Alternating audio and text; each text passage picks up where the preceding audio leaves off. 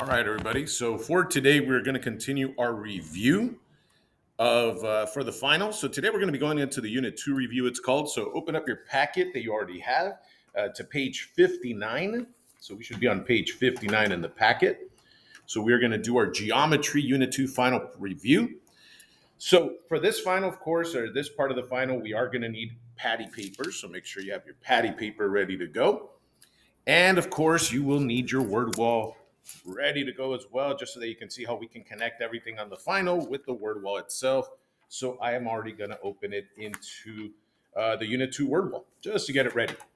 So the first question says rotation. Remember, when you're doing a rotation, it does depend if they say it's clockwise or if it's counterclockwise. And of course, we're going to need a center of rotation. So it says for number one, let's zoom it in here now and get a closer look at this problem. It says triangle ABC is rotated 270 clockwise. So we're going to go with the clock. We're going to go this way. 270 means 3 spins. And it's going to be about the origin. So that's going to be the point where I put that little plus sign that we tend to use. So here we go. We are going to do a quick trace of this shape here. So there's B, C, A. Of course, we should label our sides. They said 0, 0. The origin is our center of rotation. So that's why I put that little plus sign there, as you can see. But remember, if we are spinning clockwise, we are going to go this way. That's where our spin is going to go. And because it's 270, we said we're going to do 3 spins. So there is 1 spin, so that's 90. We start moving it, wait till that plus sign lines up. There's 2 spins, so that's 180. And we're going to do 1 more spin. And there it goes. And we're going to line it up there now. All right. And so now we very carefully are going to write down where these points are. So right about here, we go 1, 2. There's my A prime. Yep. And then over here on this side, let's see, like I said, we just have to adjust a little bit. We can see our B prime. Yep. And then it's 2 up, 2 over right there's our C prime. Now, yes, we can connect it, of course, but here's the thing. They really only wanted the letter C. If you look at the bottom here of this question, they said, we only want the coordinate for C prime. Okay, well, we have all 3 just in case, but the coordinate for C prime is 1, 2, 3, 4. So -4. And then it goes up 1, 2, 3, 4, 5. Let me double check. 1, 2, 3, 4, 5. There we go. So then there's my answer, -4, comma 5. Remember, they only cared about 1 point for this problem, so we only concentrated on that one. Number 2. For number 2, it says ABC is reflected across the y-axis to form triangle A prime, B prime, C prime. Again, when they say it's reflected, yes, we're going to be flipping, but they always have to tell you where the mirror is. So this is where our mirror is located. It's the y-axis. So when I look at my word wall, it says count spaces to the mirror, count spaces away from the mirror. And we're going side to side. Remember, this is what my mirror looks like. So I'll do the same in my picture here. Do a little highlight of my mirror since they said that's the y-axis. All right, here we go. Look at this. 1, 2 to the mirror. 1, 2 to the mirror. There's my A prime. And you know what? As we go along, they want me to write each point out. So let's write each point out here. This is -2, +2. So A prime is -2, +2. All right, so then we do the letter B. We go 1, 2, 3, 4. 1, 2, 3, 4. So there is our B prime, which is -4. And then 1, 2, 3, up 3. So B prime is -4, up 3. And then finally, we do the letter C here. We go 1, 2, 3, 4, 5. 1, 2, 3, 4, 5. There is our C prime, which is at -5 and 1. So C prime is -5, +1. And yeah, we can sketch it. Remember, it should be the same size. That's how you kind of make sure you look at it and you go, yeah, they're congruent to each other. just to make sure we did get the right points. If this shape looked very different than the one that you did, right? If it's not the same triangle, well, then we know there must have been a miscount somewhere. All right, moving right along. Number 3, it says, what is rigid motion transformation? Okay, well, again, all of this is in our word wall. So rigid motion transformation preserves congruence of corresponding sides and angles. So we move an object, but preserve congruence. That just means that even though I move a triangle, square, whatever it is, as long as if I move it around, the shape is still going to be the same size. So that's what rigid motion is. And it says, name at least 2 examples of rigid motion transformations. Well, the answer is right here. And if you took the time to write it out with us, a translation is rigid motion, rotation is rigid motion, reflection. Now they said, give me only 2. Well, for practice, we're just going to write out 3. It's in your word wall. So there will be questions like this on the test where the word wall has the answer for you. You just have to take a moment to actually look at your word wall. So it should be open and ready to go. And then reflection. If they said non-rigid, non-rigid means congruence does change, right? There is no congruence. The size is different. These are all my non-rigid here. Look at this. Dilation is non-rigid. Horizontal stretch is non-rigid. Vertical stretching is non-rigid. So we have that all in the word wall. Now, number 4, to finish off page 59. On the grid below, ABC has been translated to form its new image, right? A triangle A prime, B prime, C prime. So that means this is the original, this is the new one. And then they said, well, describe the transformation using coordinate notation. Remember, we already gave you a hint. We said translation. So we're letting you know where to look in your word wall. And they said coordinate notation here. So here it is, translation. This is how we handle coordinate notation. We have a sample here of 2 of them. Notice how you have to say every point XY was moved, right? That's kind of what our arrow is saying. And now we talk about what direction we move in. So right off the bat for this problem, I'm not going to hesitate. I'm going to write XY, every point was moved. There's my X, leave a little space, there's my Y. And then that gives me time to now talk about what moves were made. All I have to do is pick a point. Look, let's just pick B. So I'm going from this original to this new one. So right away, I notice that I have to go 1, 2, 3, 4, 5 to the left. So 5 left. So let's look at our word wall. Let's see who 5 left would affect. Let's see, that's right down there. It is. Look at that, left 6. Left 6, look at where they wrote the 6. They wrote a -6 with the X. So if mine is left 5, then I'm going to write -5 with the X. But then I also look at it carefully and we go, okay, I'm not there yet. I still have to move down 2. So if we move down 2, okay, well, look at your word wall again. There it is. There's my sample. It says down 5. Look at where they put the 5 with the Y and with the minus sign. So down 5 means -5 for the Y. And just like that, we have our translation written out in coordinate notation. Again, on the test, it's going to be multiple choice, but you should be writing it on your own in your paper and then choosing from your answers, choices. All right, so we're going to pause the video right now, and you're going to try page 60 on this review. So we're going to give it a try first, and then we'll come back so you can check your answers.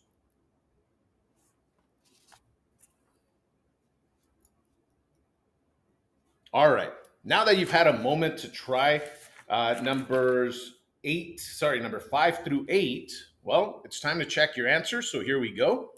Here's number 5 for us. Which transformation will map the triangle onto itself? Now, we talked about this before. Mapping.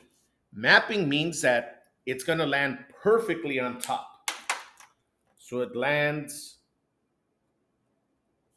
perfectly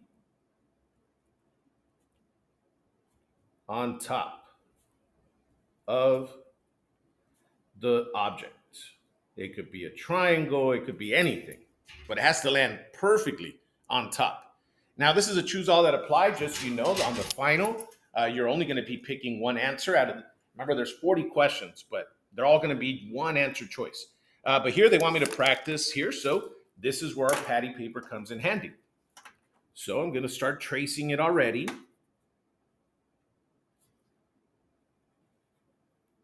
And the idea is that when I do this, so there's the trace, you can see it there, it is going to land perfectly on top. So let's see what they said. A reflection across the x-axis. So what they're saying is flip it on this. So I'll kind of make a little line for the x-axis so that when I flip it on there it is. Look at that. That didn't land perfectly on top. So now I know that A, my choice A, doesn't work. So that's out.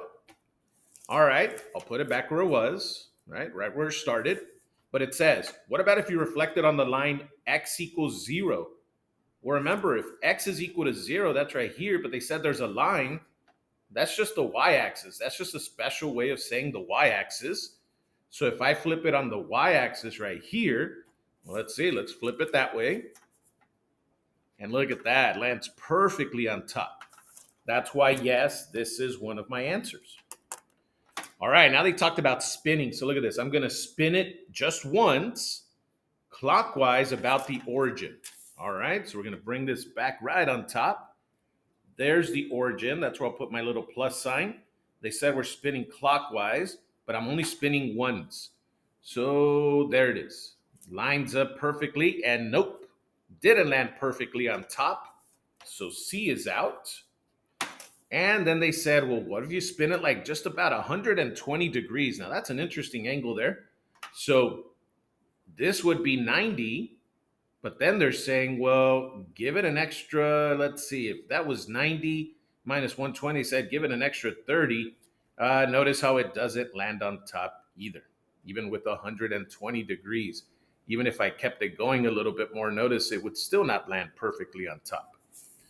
All right, so with that said, unless I spin it the other way, let's see, maybe it was a spin the other way, but I highly doubt it. There's the 90, and then they said spin it another 120. But look, even if I did that, it still doesn't land on it. So, all right, so I guess this one only had one answer choice. Maybe the choose all that apply wasn't supposed to be there for this one. Okay. All right, number 6. Number 6 says, when triangle FGH is rotated. Okay, here comes another rotation. And this is one spin against the clock. So I'm going this way around this point. All right, we got to watch out. They are using -1, -2. So look, that's already highlighted here for you. This is the spin. So I'm going to be spinning this way on this point. Okay. Then they said, only worry about the letter F. Okay. So instead of copying the entire picture, first of all, I got to put my little plus sign right here. That's where the spin is going to take place. And they said, only worry about letter F. So I don't even have to do the entire shape. All right, they said only one spin. So here we go. We're going to line up this plus sign down here. Remember, we don't care about 0, 0 this time. And there it is, right around there. We'll do a little quick adjustment. All right, so I see where it landed. So all I'm going to do is go under there, call it F prime. Let's see if it matched. Yep, I'm right on there. So now all I need is the numbers. So this one goes back 1, 2, 3, 4. So that's -4. So -4 down there. And then it has to go 1, 2, 3, 4, 5 down to -5. So -5. All right, those are the coordinates for that point. So again, you're double checking the answers for the problems you already did. All right, here we go. Number 7. Number 7 says a reflection. All right, so that's going to be me flipping it on something. So I am going to flip it over across the line x equals -1. All right, let's bring in our word wall for this one. They said this is where your mirror should be. X equals -1. There it is. Look at that. X equals 2. This is just a sample, but notice how they drew a line right through the number 2, right? A vertical line right through the number 2. So that if it says x equals -1, well, here's -1. That's where they want me to draw this mirror. They want me to draw it straight up and down, right through -1. And since it's a reflection on a line like this, look how the points are going to be side to side, not up and down. Again, the word wall is there to guide you. So they said, draw the line of reflection. Okay, we did that. We don't need that top part anymore. All right, we did this. Reflect it now. Okay, this one is 1, 2. So I go 1, 2. There's my y prime. This one is also 1, 2, 1, 2. There's my z prime. And then the W is further out. Let's see what this one is. 1, 2, 3, 4, 5, 6, 7. All right. 1, 2, 3, 4, 5, 6, 7. Took us right to the edge there. So this one is W prime. And of course, if the X is up here, notice how it's at the same level as the W. We already know it's going to be here as well. There's my X prime. All right, we do a little rough sketch. Oh, way off the mark there. All right, so there it is. There is our reflection. So check, we've got that. And then they said, well, give me the coordinate of your new Z. All right, so let's count the coordinates here. So if I'm looking at my coordinates for this one, I'm going, so here's 0, 0. So I'm going 1, 2, 3. So that's -3. So I'll put a -3 in there. And then it goes down 1, 2, 3, 4, 5. So yeah, -5 right there. So -5. There are my coordinates for just Z prime. Now remember, if on the test they only ask you for 1 point, then you don't need to draw the entire shape. Just worry about that 1 point. All right, and finally on this page, it says use the diagram to answer the question below. They said, give me the perimeter. Well, according to our word wall, this is a, let's see, this is a unit 1 question. So I'll flip back to unit 1. Perimeter just says, well, add up all the sides, but notice, I have to have a measurement for every side. Okay, well, if I count these spaces, 1, 2, 3, we know that side is 3. So for my perimeter, I can already say, all right, I'm going to take that 3, and then I'll keep counting. I count this one, 1, 2, 3, 4, 5, 6, 7. So that one is 7. So I'm going to say plus 7. But I do have one more side, but here's where we have a little bit of a problem. For WI right there, the issue is I can't count spaces there. But if you notice, we can see what W is. See, where's my 0, 0? There's 0, 0. So then it's 1, 2, 3. So it's -3 for W and up 1. There's the coordinate for W. And then for I, we go 1, 2, 3, 4. So +4 and down 2. The reason why I'm writing both coordinates down is, remember, when you have a slanted line, there's only one thing that can help you find the distance of a slanted line, and that's the distance formula. So if I want to find WI, here comes my distance formula. Again, it's in your word wall. So parentheses squared plus parentheses squared, minus signs in the middle. Now here come my 2 points. The 2 points I have are -3, 1 and 4, -2. So remember, according to our word wall, it's x's first. So I'm going to go in this order, -3 to 4, -3 to 4. And then it's your y's. Well, I have to go in the same order. So 1 and -2. Now remember, we're going to work these out on its own, but you can always have Desmos help you out. Since Desmos Scientific will be available to you, you could just let Desmos handle the inside. Notice, we're still leaving the square root here for now. Let's see, I don't have my Desmos open. So -3 and -4 is -7 squared. That's a 49. Plus, this becomes a positive. Again, please use Desmos. 1 plus 2 is 3. Squared is 9. So I end up with a square root of 58. And I do believe that on the test, they're not even going to want you to worry about reducing. I would have to double check. So then I would put the radical 58 here for now. And here's my perimeter. Look, combine like terms. The only terms I can combine are these. So 3 plus 7, I would write 10 plus the square root of 58. And that's how I would leave my answer. This is maybe one of the more complicated questions on the test, but you should be able to handle it very easily as long as you set up your formula carefully. All right, so we're going to pause the video again. You're going to work on the next page, page 61. So we'll give you a moment to work on that, and then we'll come back to the video so you can check your answer.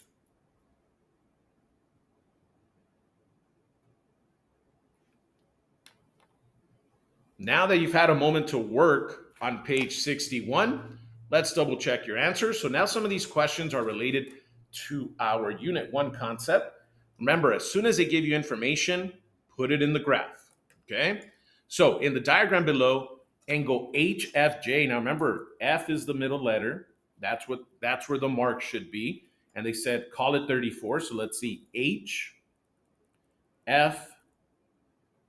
So I'm going to mark my angle, but I get to put a 34 in there. And then, of course, we look at the other angle. They called it H, F is the middle, G. H, F, and G. So notice that's the big angle. And they said it's 68. Well, if they're giving me this big angle and that's 68, I should easily be able to find this one. And again, I haven't even read what it says yet, but I know I can take the time to find this one right here. If you have the big angle and you have one of the little ones, then a quick little subtraction. There we go. 8 is 4, this is 3, so this is 34. Hey, look at that. They're exactly the same. All right, that's fine. Doesn't always happen, but worked out here. So it says, Josue believes that FJ is a bisector of HFG. Oh, look, let me look at my word wall for a moment. Yeah, look at what it says for my word wall. When you have an angle bisector, it says your two little angles should be equal to each other. So if I look at this picture, yep, they are definitely equal to each other. So it says Josue is correct because, and there's a number of ways we can say it. One, we can say because the two angles, and we could say angle HFJ. Remember, that's the one they gave me earlier. Angle HFJ and angle, now here's the other one, GFJ. This is the orange one that we found. GFJ are congruent, right? They both equal 34. Or you could have just said because angle HFJ equals angle GFJ. So there's a lot of different things that you can write here for this one. Now, let's look at number 10. It says quadrilateral HEFG is reflected onto quadrilateral RMTZ. So here's the thing. This is the original. This is the new one. So this is what we call the pre-image, the PI, and this is the image, right? It's the new one that we just got. But here's the thing. I like working with just letters. The pictures can sometimes throw you off. So EHFG. And then I'm going to write right below RMTZ. All right. So they said, we're going to give you FG. All right. So they gave us FG. They said that's 4x squared minus 11. We're going to give you MR. MR is over here in red. 2x squared minus 3. And they said we're going to give you TZ. So TZ, see if I have another color here. So TZ, where are you, TZ? There you are. TZ is equal to 3x squared minus 7. The question says, write an equation that you can solve for x. Explain your reason for writing the equation. But notice they said write an equation. They never said to actually solve it. So this problem is very quick. So I'm going to use my colors again. Check this out. They said FG. Let me underline it. FG. Then they said MR. All right, let me underline that. There's MR. And then in green, we said TZ. TZ. If you look at the order of the letters, out of these three underlined, who goes together? Right there, look at that. They're the ones that are in the same area. That's why order matters. We've talked about that before. Order matters. So FG and TZ are the ones that are the same. So then if all they want is an equation, and we already know that FG is equal to TZ, well then FG says 4x squared minus 11, and TZ is 3x squared minus 7. And all we know is because they said it's reflected and they're congruent, we know they have to be equal to each other. So we're going to leave this problem like this because these two sides are congruent to each other. Remember, reflection creates rigid motion, so congruency exists. They never said to solve it, so that's all we needed to do for number 10. All right, number 11. For number 11, it says, let I be between B and T. Okay, I've seen those words before. Yeah, look at that right there. Segment addition postulate. Between is the concept. So the rule of little plus little is equal to big is what we're going to be using. All right, well, let's see here. And they said, look, here is a clue for you anyways. They told you where to look in your word wall to solve for X and for BI and then explain. Well, we already know this is the segment addition postulate. I'm not sure why they asked for an explanation when they even told you that it was going to be the segment addition postulate, but that's all right. We'll throw that in there just for short. Okay, so it's good to sketch this thing. The reason I wanted to sketch it, remember the rule is little plus little is equal to big. And yes, we know there's 3 points. And by the way, all I did was I copied this picture. Look at that. 2 dots, and then this one's not in the middle. Notice how it's shifted over a little. But they said the I is between the B and the T. So that means the I is here. There's the B, there's the T. So in all honesty, this is what I'd like to do. I look at this right here is the big. B to T, so this is the big. And if those two are the big, then these are the littles. And the rule is little plus little is equal to big. So if little plus little is equal to big, then I'm ready to set this thing up. One of my littles is X plus 9. Plus, then I bring in the other little. Well, the other little is 3X plus 5. Equals, and we already said the big was going to be that 53 out there. So 53, and again, this was not the big because it was the last number that, or the last thing they told me. I looked at my picture. B to T is the big. That's how I knew it was this one. All right, well, we're going to do our usual. We're going to combine our like terms. So, of course, X plus 3X is 4X. And then when I combine the rest here, let's see, 9 and 5, well, that's 14, so plus 14. And yes, it equals 53. Let's keep it going. Subtract the 14. So 4X is equal to, all right, so then 53 minus 14. Remember, you double check these numbers with a calculator if you have to. So that becomes 39. So we see that this isn't going to work out too nicely because now I'm going to divide it by 4. So divide by 4.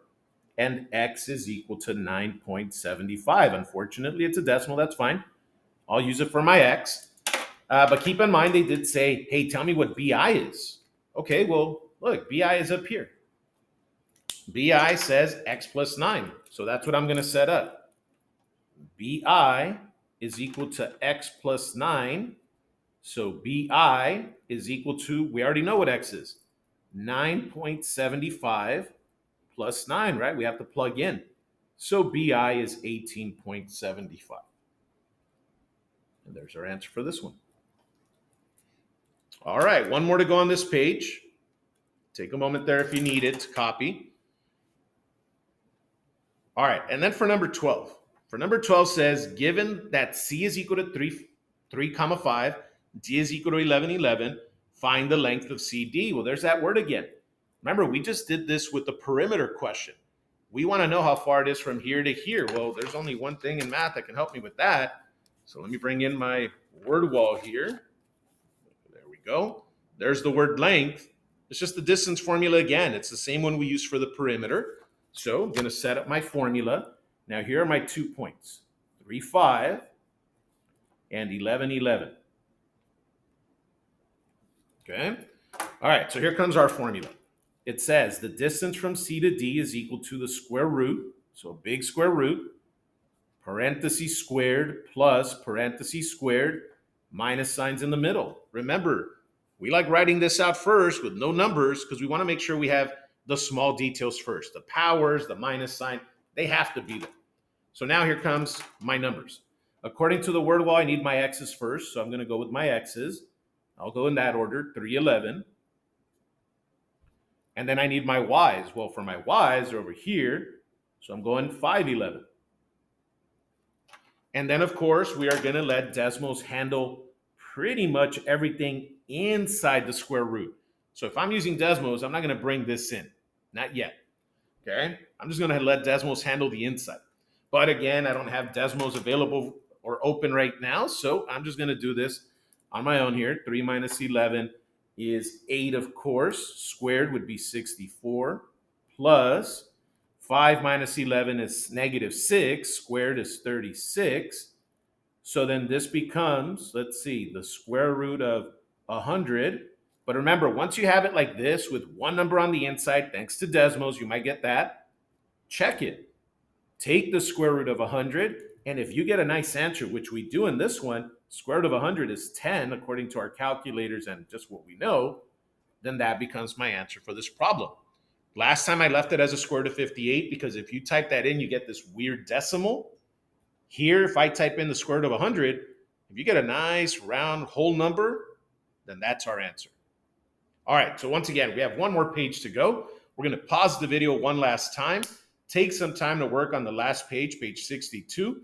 And then once you do, we'll start giving you a chance to check your answers once we restart the video. All right, get going.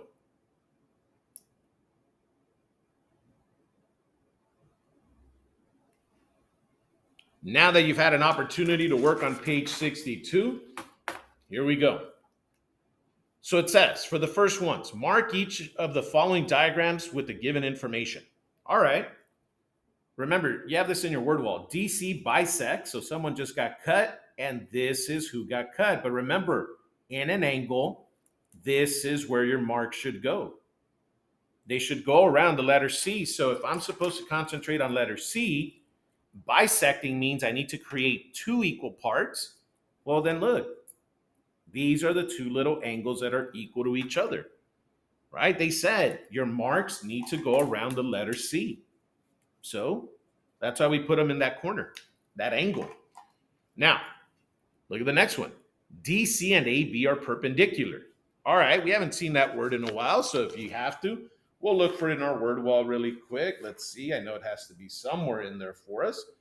All right, so perpendicular. There we go. It's in our Unit 4 word wall. Definition of perpendicular, it says, as soon as they say perpendicular, put a 90 box near the letter that was mentioned. Okay, so here we go. DC and AB are perpendicular, so I need a 90-degree box. So here's DC, here's AB. Well, the only place for me to put a 90 box is right there and right here. There, that's all they wanted me to mark. Then when we look at letter C, it says angle. All right, that means the mark is going to go around the C. Is congruent. Angle ACD is congruent to angle BCD, another angle. Notice how they're saying there's two angles that need to be marked right where the C is again. So notice how it's very similar to what we did earlier. This is who gets the marks. They said you're going to mark angles. Well, the only two angles where the C is this one and then this one right next to it. That's why we can't overthink these problems, especially when it comes to marking. And then this is not an angle. They're segments, aka think of it as sides, right? That's why I have a little line on top. Think of it that way. They're the sides. So AC gets a mark, is congruent to BC, so BC gets a matching mark. And just like that, it says mark each of the following with the given info. That's all we needed to do there. Okay, let's keep it going. Number 14. In number 14, it says angle number 4. All right, let's mark it. There's 4. And angle number 3. Angle number 3.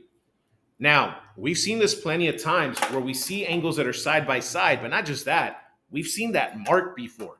As soon as we make this mark, many of you already know that's our 180 rule coming in because of that half circle. So that's why we know that this is the rule or the note called a linear pair. When you have a linear pair, they're supplementary, they add up to 180. So it says solve for angle number 4. All right, well, let me set it up first. We know they're going to add up to 180. So 6x minus 28 plus 2x plus 80. Notice I'm bringing in those angles is equal to 180. And then we get to work. When I combine the 6x and the 2x, well, that's 8x.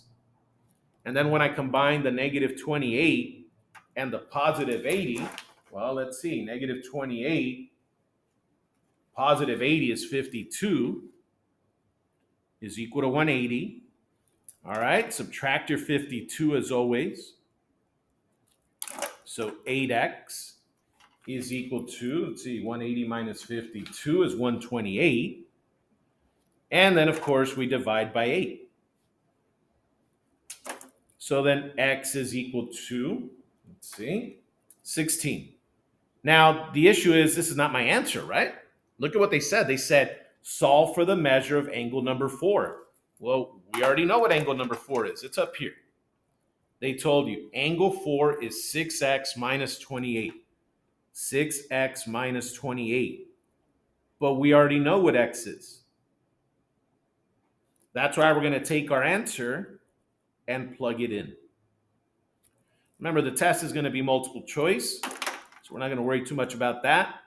So let Desmos handle all of this for you here. And according to Desmos, 6 times 16 minus the 28 is a grand total of 68. And just like that, we found the measure of angle number 4, 68 degrees. Okay. Let's keep it going. But you see, this is where marking helps. Number 15. A and B are complementary. Then I'm going to stop right there. They said the A and the B are complementary to each other. If I end up using my word wall, here it is. It says complementary means they add up to 90. Angle plus angle is equal to 90. So then in this case, A plus B, right? Angle A plus B is equal to 90.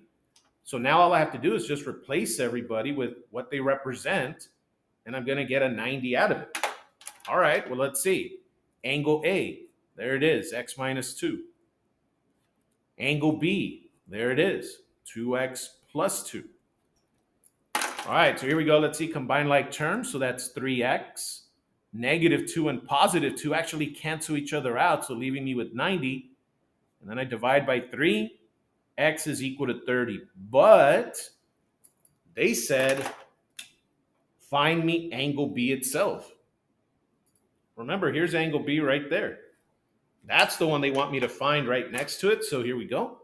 Angle B is equal to 2x plus 2. But we already know what x is. We know it's 30. And then according to Desmos there, we end up with 62, and there's our answer. Now, they do have a follow-up question. They say, explain how the equation would change if A and B are supplementary instead of complementary. The equation would change because the two angles would add up to 180. All right, that's what supplementary means. It's two angles that make 180 if added together. All right, last two problems here in our classwork for today. Let's see how it goes. Now, number 16, to finish it off. They said angle number 4. All right, we're going to mark it. Angle number 2, we're going to mark it. Once you see those marks, again, we've seen this before. Look at that. Vertical angles. Vertical angles are always equal to each other, so I'm going to set them equal to each other like we have here in our notes because they're congruent to each other. So here we go. Angle number 4 should equal angle number 2. Well, let's start replacing the information. So angle number 4 says 11x minus 25. And it equals, and then angle number 2 says 2x plus 74. Now, normally we would say combine like terms, but they're on opposite sides, so we'll do that technique instead. Let me take away 2x, subtraction here. So we're left with 9x minus 25. is equal to 74. Add the 25 over here. Oh, 74. There we go. So we're going to add the 25 to that 74. And now we have 9x is equal to 99. Oh, this is going to work out perfectly. When I divide by 9, you should have gotten an answer of 11. And again, you might say, hey, I'm done with this problem, right? But in geometry, we know to go back and read the question one last time. They said, give me the measurement of angle number 4. All right, well, angle number 4 is up here. And it says 11x minus 25, but we already know what x is. Instead of writing an x, that's where the 11 that we just found over here is going to go in. Just don't forget, change that color there. Just don't forget, we are also saying minus 25. And now you let Desmos handle everything there, right? According to Desmos, 11 times 11 minus the 25 would end up giving me an answer of 96. And there's our official answer for this problem. Again, we're not going to worry about the explanation. We just saw it right now. It's vertical angles. And on the test, you're not going to need to explain it. And then we're down to our last problem here of the day. It says, use the diagram to complete the sentence below. They said, angle E is a correct/incorrect name for angle number 4. All right, well, first of all, let's highlight angle number 4. If that's what they want me to talk about, well, then look, this is what you should do. You should be highlighting it because here's what it's going to tell us. To name this angle number 4, I am only allowed to use the letters B, E, and then either F or C, one or the other, right? A and D have nothing to do with this. But what they're asking is, can you call this just angle E? The answer is no. This is an incorrect way of naming it. Remember, there's another angle that also uses that E as a vertex. So angle 4, is that a perfect name for angle 4? It is not, because we're going to keep it simple. There are too many angles at point E. If there was only one angle there, nothing else, then we could call it angle E. But as soon as there's another one and it's clear there's another one right next to it, we can't use a single letter. But then here it says, well, is CFA? CFA is a correct way of naming angle number 3. All right, let me talk about number 3 then. So here's number 3. I'm going to mark it, and then I'm going to highlight it. It's this line and this one, which means for angle number 3, the only letters allowed are these, and the F has to be the middle letter. So let's see, CFA, CFA, definitely 3 letters that are allowed to be used for this angle. So it is correct. Is a correct way to name angle 3 because F is the vertex and ray FA and FC are the sides of the angle. They're rays, actually. I shouldn't have said sides, but there we go. Again, we're not going to need a big old explanation for the test. On the test, they're going to ask you to name angle number 3 correctly. 3 letters. When you highlight, you'll be able to see which letters you're allowed to pick from. All right, with that said, everybody, there's our classwork. Remember, let's get ready for the test next week, our final. So your job now is to work on the homework. So I believe it's a few pages, yes, but it's a little practice of everything we just did. So get yourself ready, and we'll check this assignment when I get back. Have a good day, everybody.